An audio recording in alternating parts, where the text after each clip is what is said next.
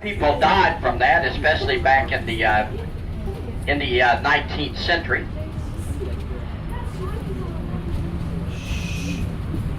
And of course, right here on Forsyth Park, we're going to be passing right by a minute, was also Candler Hospital. And of course, Candler Hospital is where they took many of the victims of the old yellow fever epidemics.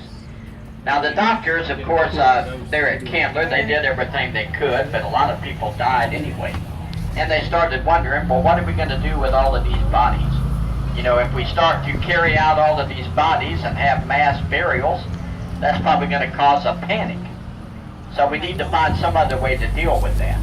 So what they did is, somebody remembered that there were tunnels that ran from the old Candler Hospital up under Forsyth Park here. So they started carrying those bodies of the yellow fever victims into the tunnels.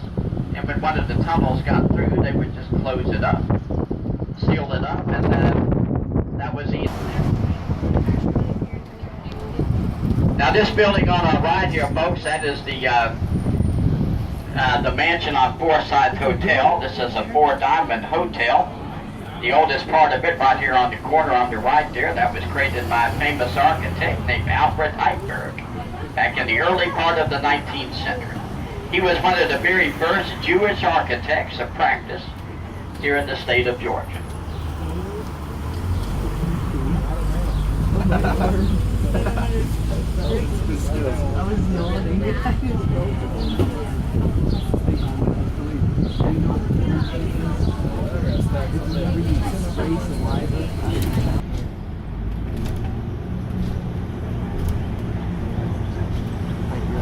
Now right up in front of us, we're going to be entering into our next square. This is Calhoun Square, named after John C. Calhoun.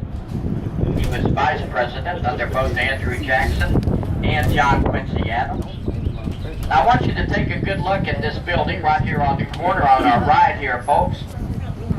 Now that is known today as the Massey Heritage Museum.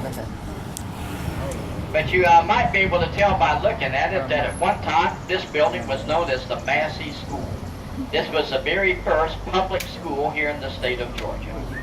Now they still have an old 19th century style classroom on the inside there today.